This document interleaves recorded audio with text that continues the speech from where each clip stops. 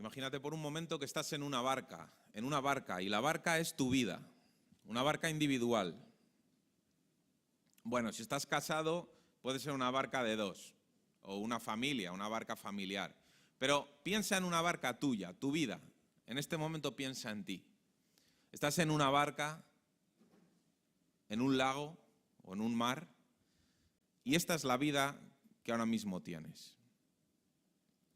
Esta predicación es para ti si crees que en la barca en la que estás no hay ningún Dios. No hay Dios. También es para ti si sientes que Dios se ha olvidado de ti. También es para ti si crees que Dios te está castigando. Estás en medio de una tormenta, de una tempestad en tu vida y sientes que Dios te está castigando. Esta predicación es para ti si estás en medio de una tormenta y llevas tiempo pidiendo ayuda y Dios no te contesta. También es para ti si en medio de la tempestad de tu vida piensas que vas a ahogarte. Si tienes el agua hasta el cuello, es para ti. También es para ti si no estás en una tormenta, pero ves nubarrones en el horizonte. Y te da la sensación de que no tardará en llegar esa tormenta que tanto temes. Ves señales ya. Te ha caído alguna gotilla. Has visto moverse la vela del barco. Y dices, madre mía, la que me viene. También es para ti si hace mucho que tu mar está en calma y eso te huele raro. Porque estadísticamente, si llevas tanto tiempo yéndote bien las cosas, como buenos seguidores de la ley de Murphy, sabemos que algo malo tendrá que llegar, ¿no? Estadísticamente no puede ser que nos pasen tantas cosas buenas seguidas, ¿no? Está claro que esta predicación es para ti, estés en la situación en la que estás. Y no lo creo porque la he preparado yo, sino porque tengo la convicción de que Dios quiere decirte algo a ti hoy, a pesar de mí. El pasaje sobre el que voy a hablar es el pasaje, ya hemos cantado cosas sobre eso hoy, el pasaje en el que están los discípulos en la barca y está Jesús dormido en la barca, dormido.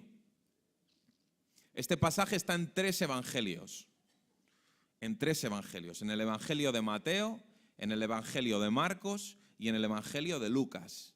Y yo pensaba, ¿dónde leo este pasaje a la iglesia? ¿En cuál de los tres evangelios? Y decía, a ver, Lucas no estaba. Marcos tampoco estaba. Digo, Mateo era un discípulo. Pues voy a ver qué decía Mateo porque estaba en la barca. Y luego me di cuenta de que no estaba en la barca. Porque leyendo en Mateo, todavía ahí Jesús no había llamado a Mateo. Si veis el pasaje de Mateo 8, veréis que unos versículos más tarde viene el pasaje de Jesús llama a Leví, a Mateo. Digo, me cachis en la mar. Para un testigo ocular que había, y entonces he tomado la decisión de leer Marcos, que parece que es el evangelio que se escribió primero. Ya sabes que es todo probabilidad, pero parece que sí. Entonces digo, voy al más antiguo, voy a Marcos. Y entonces vamos a leer en Marcos. Pero lo podéis encontrar en tres evangelios distintos. Y no viene mal de vez en cuando leemos un pasaje que está en otros sitios de la Biblia, contrastarlo y leerlo. Porque podemos encontrar detalles que igual a algún autor se le escaparon o lo dijo de una forma distinta y entonces es interesante. Pero lo vamos a leer en Marcos. Marcos 4, del 35 al 41. Ahí está. Marcos 4, del 35 al 41. Aquel día, cuando llegó la noche, Jesús les dijo, ¿a quién? A sus discípulos. Pasemos al otro lado. Y despidiendo a la multitud, le tomaron como estaba en la barca y había también con él otras barcas. Pero se levantó una gran tempestad de viento y echaba las olas en la barca, de tal manera que ya se anegaba, se llenaba de agua la barca. Y él estaba en la popa, durmiendo sobre un cabezal. En medio de la tempestad, Jesús estaba durmiendo.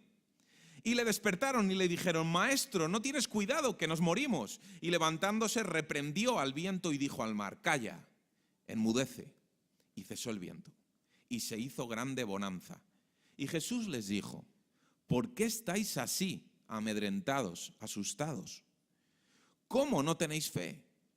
Entonces temieron con gran temor y se decían el uno al otro: ¿Quién es este que aún el viento y el mar le obedecen?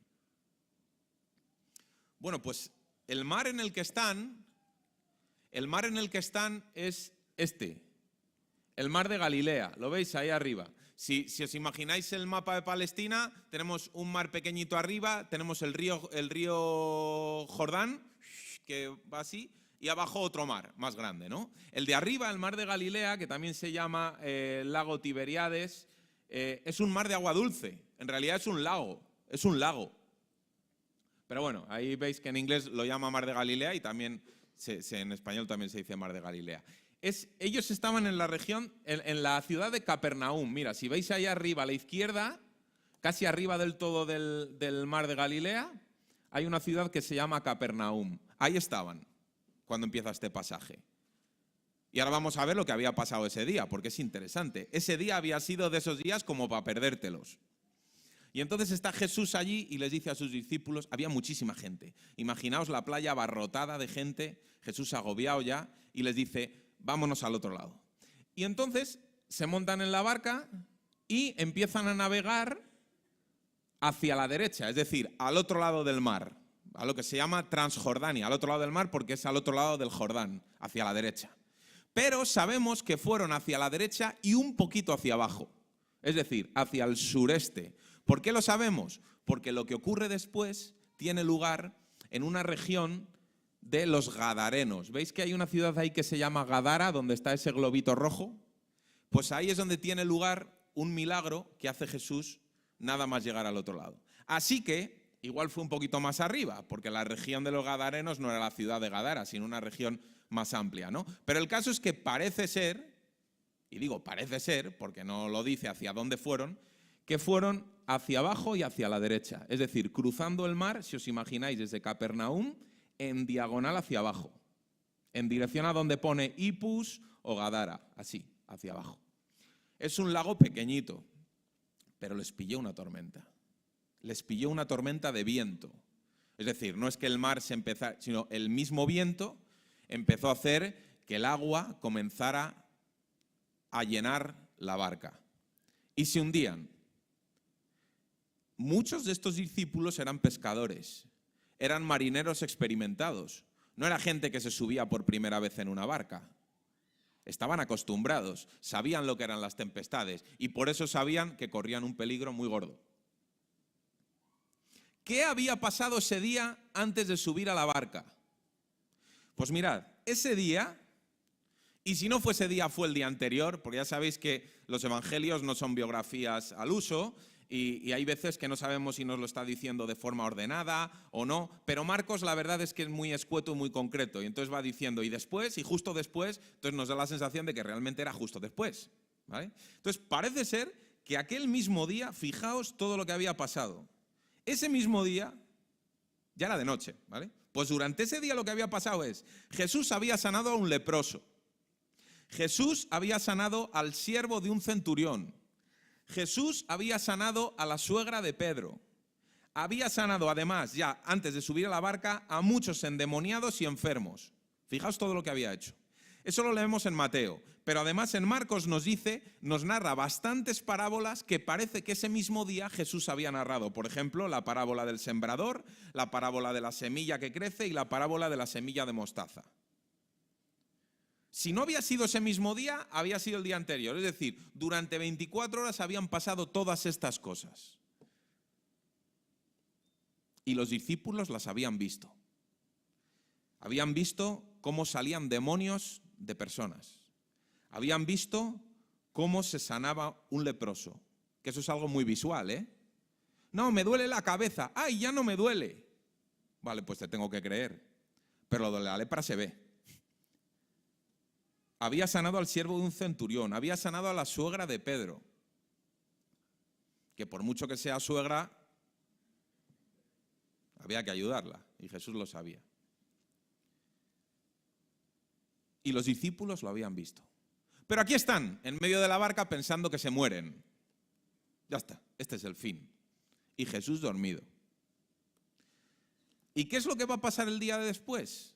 Cuando llegan al otro lado. No sé cuánto tardarían en llegar al otro lado, no lo dice la Biblia. Unas horas. No sé si llegaron al otro lado y ya era de día, o seguía siendo de noche, o era el amanecer. Pero el caso es que nada más llegar, se les aparece un endemoniado. Yo creo que Jesús pensaría, madre mía, salgo de un sitio para meterme en otro. Peor todavía. Si lo sé, no me meto en la barca. ¿No? Un endemoniado ahí en la región de los Gadarenos. Pero es que ese mismo día también resucita a una niña, a la hija de Jairo. ¿Os acordáis de ese milagro? Un hombre llamado Jairo que va a Jesús y le dice, mi hija está gravemente enferma, y Jesús, mientras va a sanar a la hija de Jairo, hace un doblete, porque a la vez que está yendo a sanar a la hija de Jairo, le toca el manto a una señora que tenía flujo de sangre y también la sana. Y entonces ya, como se ha entretenido, ya la hija de Jairo ha muerto, pero no pasa nada, para Jesús nunca es tarde, porque también sana a la hija de Jairo. Vaya 48 horas de lujo. Y ahí estaban los discípulos viéndolas. Nosotros solo podemos leerlo. Ellos lo estaban viendo.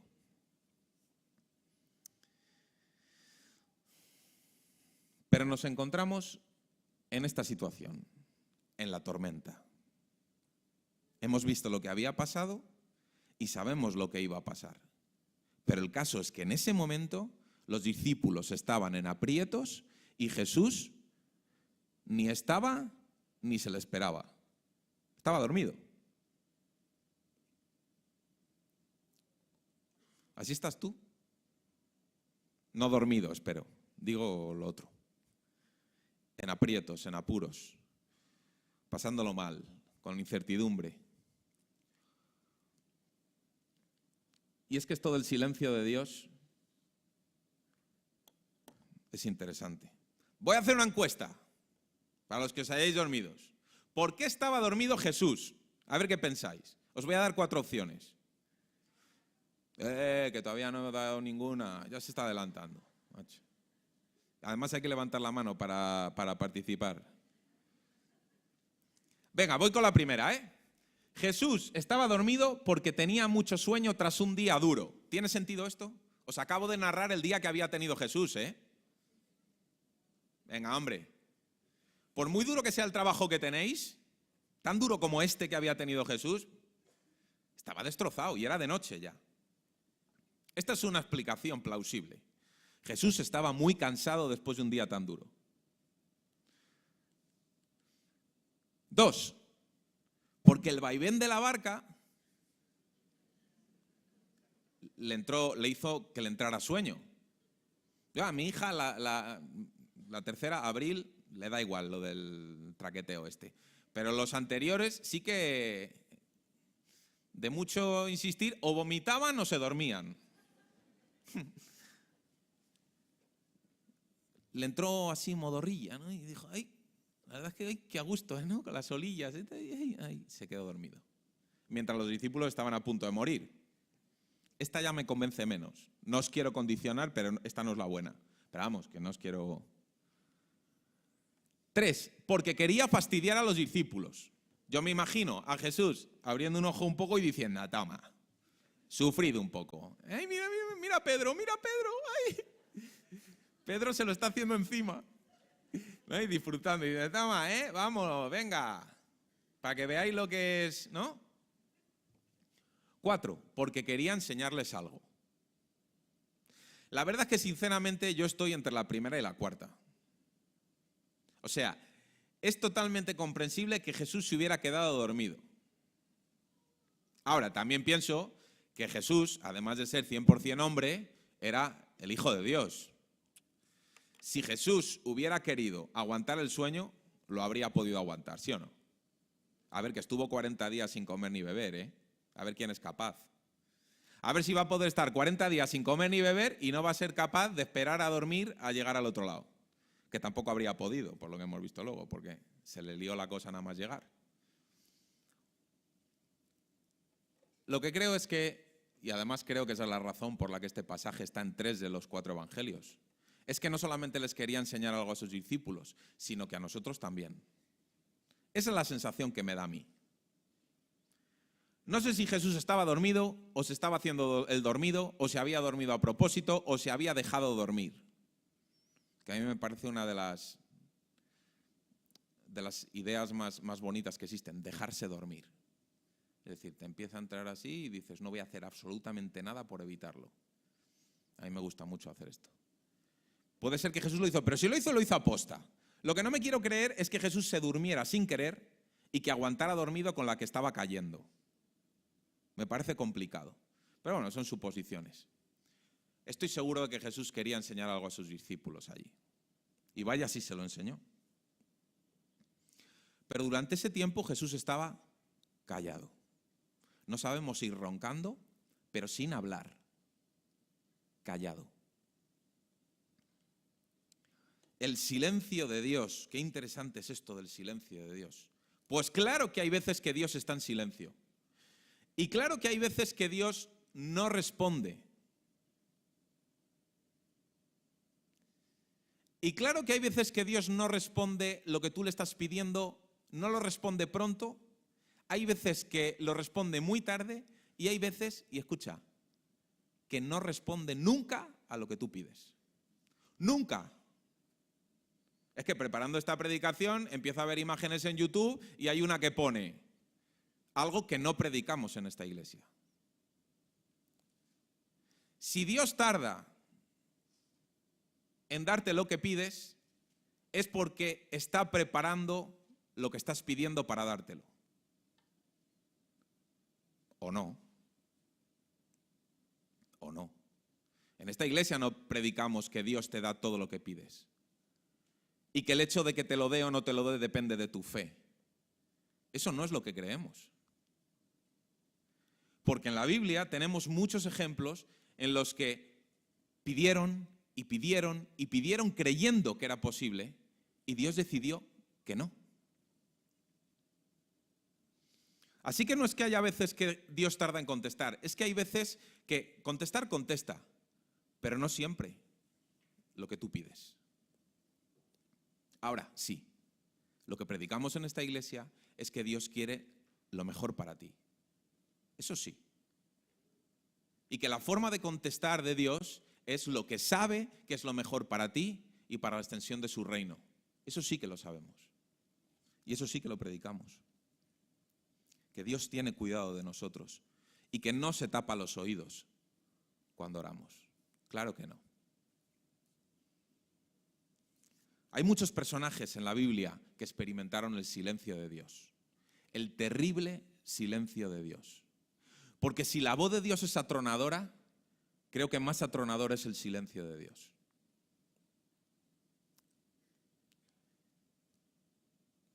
Abraham tuvo que experimentar el silencio de Dios con respecto a su descendencia durante décadas, muchas décadas.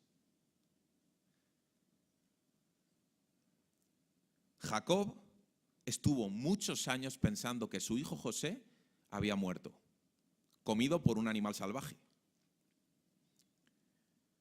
José mismo estuvo muchos años en una cárcel por un delito que no había cometido. Y sabiendo que por los sueños que había tenido, esa no era la situación a la que Dios le estaba llamando, pero ahí estaba. El pueblo de Israel escuchó la voz atronadora de Dios muchas veces, pero también escuchó el atronador silencio de Dios en otras. Pablo, con su aguijón en la carne. Y el mismo Jesús, cuando en la cruz dijo esta frase a partir de la que han corrido ríos de tinta y seguirán corriendo. Dios mío, ¿por qué me has desamparado? Esa sensación de que Jesús no está, no contesta. El mismo rey David en el Salmo 13 dice: ¿hasta cuándo, Señor, me olvidarás para siempre? ¿Hasta cuándo esconderás tu rostro de mí? ¿Hasta cuándo tendré conflictos en mi alma? con angustias en mi corazón cada día. ¿Hasta cuándo va a triunfar mi enemigo? Mira, respóndeme, Señor Dios mío, alumbra mis ojos para no caer en el sueño de la muerte, para que no diga mi enemigo, le he vencido. Mis enemigos se alegrarán si yo resbalo. Mas yo en tu misericordia he confiado, mi corazón se alegrará en tu salvación. Cantaré al Señor porque me ha hecho bien. Pero le dice, ¿hasta cuándo, Señor? ¿Me olvidarás para siempre? David ya estaba pensando, no puede ser. ¿Qué pasa? ¿No se va a acordar nunca el Señor de mí?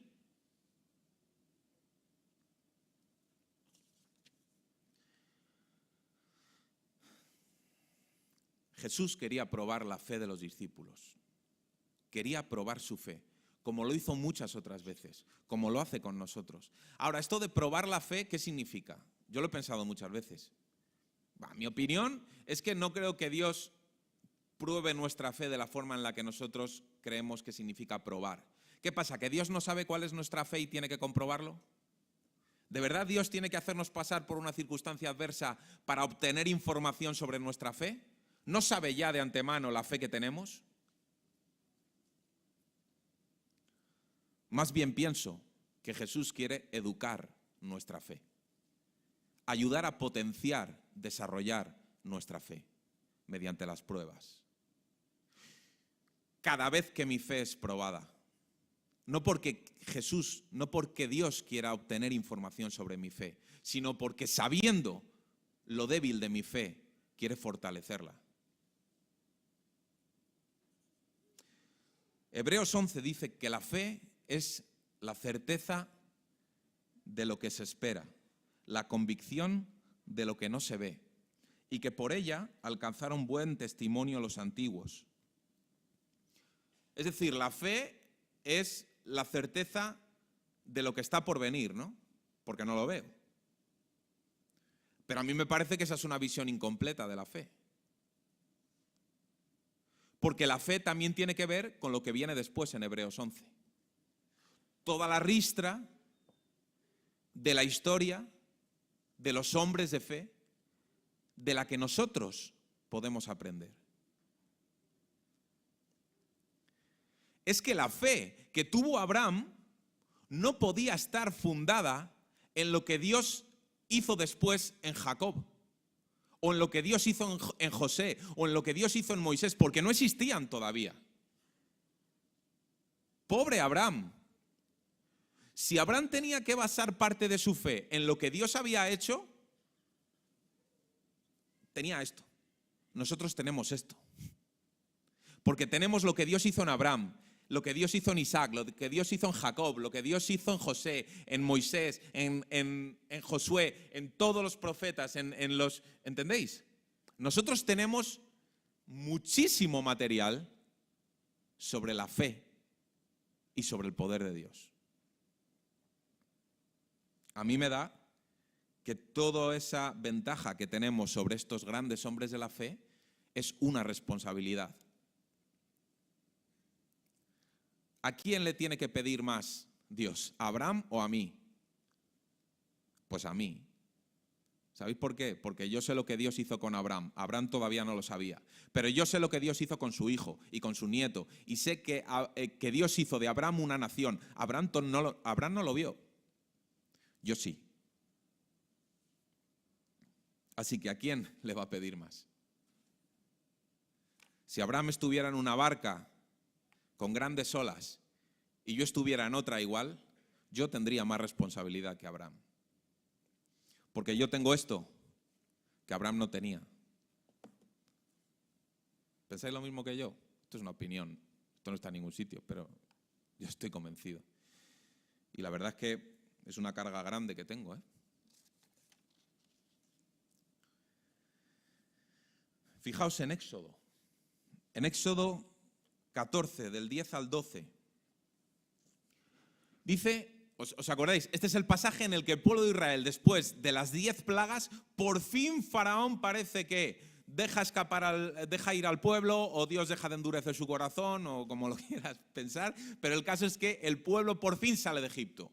Y después de todas las maravillas que había visto, de repente está enfrente de un mar muy grande. Y cuando Faraón se hubo acercado, los hijos de Israel alzaron sus ojos y he aquí que los egipcios venían tras ellos. Por lo que los hijos de Israel temieron en gran manera y clamaron a Jehová y dijeron a Moisés: ¿no había sepulcros en Egipto que nos has sacado para que muramos aquí? ¿Por qué has hecho esto con nosotros, que nos has sacado de Egipto? ¿No es esto lo que te hablamos en Egipto diciendo: déjanos servir a los egipcios? Porque mejor nos fuera servir a los egipcios que morir nosotros mismos en el desierto. Venga, hombre. Acababan de ver cómo Egipto se llenaba de ranas, cómo caía un granizo, cómo morían todos los primogénitos, cómo se hacían las tinieblas, cómo se convertía el agua en sangre, cómo un palo se convertía en serpiente y se comía a otra serpiente, cómo se llenaba todo de langostas, cómo acababan de ver todas esas cosas que yo, por lo menos, no las veo muy a menudo. Y ahora que ven venir a los egipcios, se mueren de miedo.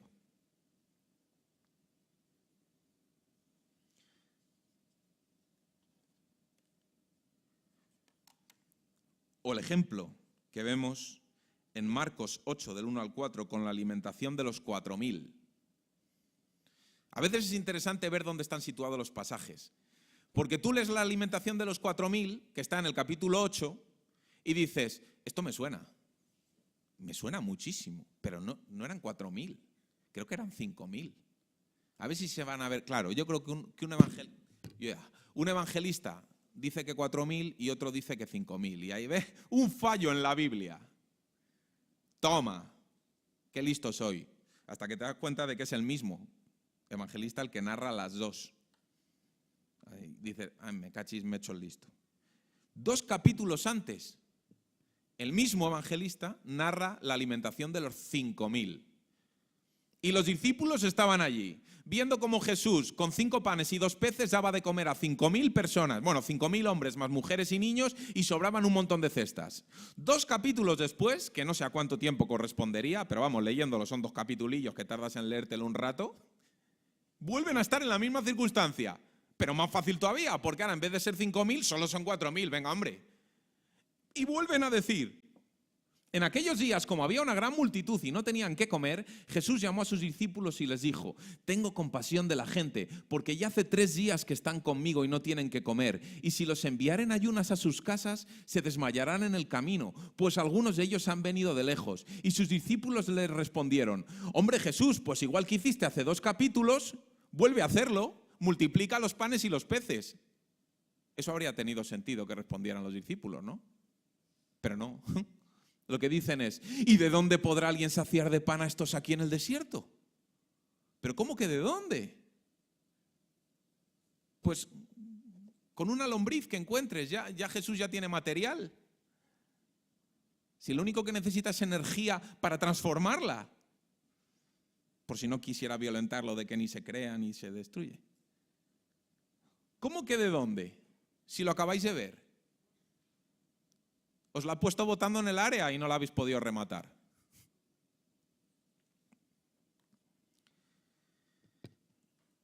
La fe también es la certeza, no solamente de lo que no se ve, sino la certeza de que Dios va a obrar porque lleva haciéndolo así desde el inicio de la historia. Eso también es la fe. Por eso digo, a modo de regla mnemotécnica, que nuestra fe no es una fe infundada, es una fe infundida. Dice: no, es que tu fe es infundada, es una fe loca, es una fe que, bueno, que sí, como yo puedo creer en yo qué sé, no sé, en lo que sea, ¿no? En las energías y tal, y tú crees en Dios, pues una fe infundada, no tiene ningún fundamento. Perdón, claro que tiene fundamento. Mi fe es una fe fundada, no infundada. Para empezar, es una fe fundada. ¿En quién? En Cristo, el autor y consumador de la fe. Cristo es el consumador de la fe y el autor de la fe. Es una fe fundada en la roca sólida. Pero es que además es una fe infundida, igual que se infunde aliento. Infundida por Dios, porque la fe es un regalo de Dios. ¿O acaso yo pienso que si no fuera por la obra del Espíritu Santo en mi vida, yo podría siquiera tener fe? No podría. Y aquí está el ejemplo. Millones de personas que creen que no hay un Dios en su barca. La fe es un don de Dios. Así que Dios me libre de darme golpes en el pecho diciendo qué bueno soy, cuánta fe tengo. Porque la fe es un regalo de Dios. La fe es un regalo de Dios. Es un don de Dios. Y todavía no logro comprender por qué Dios me ha dado ese don a mí y no a los millones de personas que hay ahí fuera. Y sabéis que hay un debate teológico tremendo sobre eso. Yo no tengo ninguna respuesta. Yo no lo sé. Yo no creo que haya hecho nada especial para merecer que Dios se haya revelado a mí. Pero lo que sé es que se ha revelado. Porque si no fuera por la revelación y el poder del Espíritu de Dios, ¿yo en qué voy a creer? ¿En Dios? Yo sí, y mi tío no. Que es más bueno que yo, más listo que yo, más guapo que yo. ¿Por qué? Pues no lo sé. Pero es un don que Dios me ha dado, que Dios me ha infundido. Y además es una fe infundida por las obras que veo en su palabra. Obras como esta. Que un hombre se despierte y le diga a la tormenta, calla. Y la tormenta calle. Repasando una vez una predicación que hice sobre algunas evidencias de la resurrección de Jesús, recuerdo que decía que hasta los judíos, que no creían que Jesús fuera el Hijo de Dios, los historiadores judíos decían que Jesús había hecho curaciones.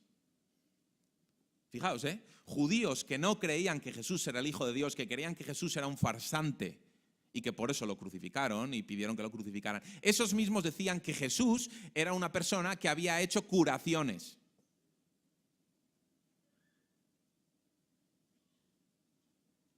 Es una fe infundida por el poder y los milagros que he visto, que veo en la palabra de Dios y que veo cuando os miro el careto a muchos de vosotros. Muchas de vuestras historias no las sé, pero otras sí. Y algunas de esas historias son como milagros que leo en la Biblia. Bien podrían aparecer en la Biblia. Si hoy se hiciera el Evangelio según Angelita, no sería ninguna locura, ¿eh? ¿Quiénes son los evangelistas? Personas que han conocido al Señor, ¿no? Y que dicen lo que han visto. ¿Qué pasa? ¿Que Angelita no podría escribir cientos y cientos de páginas de los milagros del Señor en su vida y en la vida de los que le rodean? Podría estarse 10 años tranquilamente escribiendo todos los milagros que ha visto. Podría haber un evangelio según cada uno de vosotros, ¿no? No tratando de inventaros la historia, pero sí hablando de lo que Dios ha hecho en vuestra vida. Testimonio de lo que Dios ha hecho en vuestra vida. Así que nuestra fe no es una fe infundada, es una fe infundida. Fundada en el Señor e infundida por el propio Señor. Y por la retahíla de historias del poder y de la demostración del poder de Dios. Los discípulos en ese momento, en medio de la tormenta, bien podrían haberse acordado que ese mismo día, lo que pasa es que era de noche, y de noche las cosas se ven un poco más lúgubres, ¿a que sí? Pero si hubieran recordado que esa misma tarde Jesús había sanado a un leproso, había sanado al siervo de un centurión romano, había sanado a la suegra de Pedro, seguramente Pedro estuviera en la barca, muerto de miedo, y Jesús acababa de sanar a su suegra. Y ahora Jesús está dormido y le entra el miedo. Si se hubieran acordado de esas escenas de endemoniados siendo liberados por el poder de Dios, esa misma tarde, en Capernaum, si hubieran podido adivinar que unas horas después verían cómo Jesús hacía volver a la vida a una niña, si hubieran podido tirar adelante y hubieran visto cómo Jesús solamente con que alguien tocara su manto iba a sanar a una mujer que ya estaba desahuciada por los mejores médicos, yo creo que aún así habrían tenido miedo en la barca, porque aún así yo tengo miedo. Y cuando clamo al Señor y no escucho su voz, me entra el tembleque y me entra ansiedad y me preocupo. Tampoco creo que sea para decir, pues eso es el demonio que está... No, no, no. Eso es normal. Eso es normal. No vamos reprendiendo por ahí a todo el mundo que está preocupado. Tú, si estás preocupado, tienes falta de fe. Tú, si lo estás pasando mal, es porque no confías en el Señor. Tendrías que venir y partirte de risa todas las mañanas al levantarte. Y si no te partes de risa, es que algo está fallando en tu vida. Tampoco predicamos eso en nuestra iglesia, ¿no? O al menos yo no le he oído a Manuel predicarlo.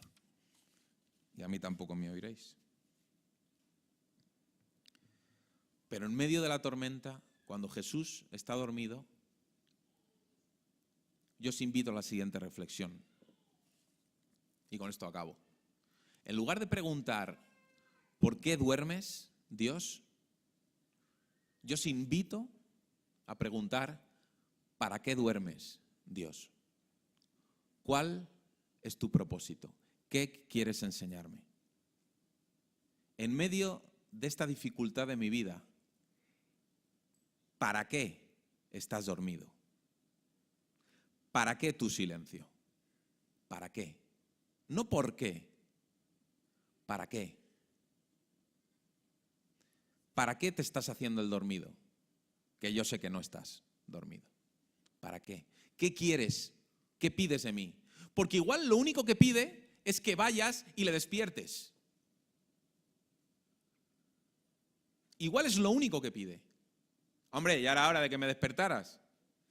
Todavía te veía intentando achicar el agua tú solo. Que eres más bruto que un arao. Y algunos de nosotros somos así. Antes de despertar a Jesús, porque eso sería una humillación, porque eso sería una muestra de nuestra debilidad, antes de despertar a Jesús, si hace falta, nos eslomamos echando barriles de agua afuera, ¿no? Y cuando ya no podemos más, nos entra una hernia discal y estamos ya tirados en la barca, y ya es cuando decimos, Jesús, Jesús, la llamada de socorro, ¿no? Hay otros que no, hay otros que ya de entrada tienen muy claro que por muchos barriles que echen fuera de agua, por cada barril que echan fuera, entran 2 barriles de agua más. Y mira, como al 112, cuanto antes le llamemos, mejor.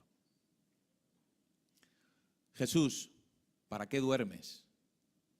¿Qué quieres enseñarme?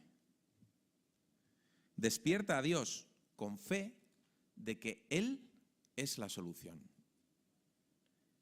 Que solamente con su voz puede calmar la tormenta. Jesús tampoco hizo un espectáculo de fuegos artificiales.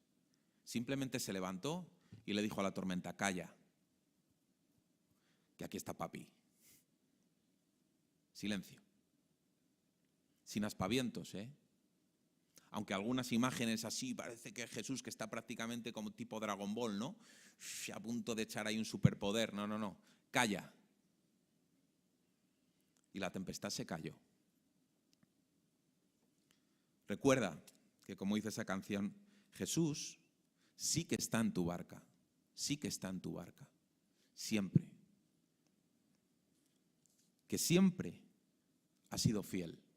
Y que tu fe no es solamente una decisión tuya, loca, irracional, de decir, pues igual que uno se agarran a una estampita, yo me agarro a mi Diosito. No. Nuestra fe está bien fundada e infundida por el mismo Dios y por los millones de milagros que Dios ha hecho y sigue haciendo hoy. Porque Dios hoy sigue haciendo milagros. No tengas ninguna duda de que aún en la tempestad puedes tener paz en la tormenta. Voy a pedir al grupo de alabanza que suba y que cantemos recordando que Dios siempre ha sido fiel. Siempre, siempre ha sido fiel.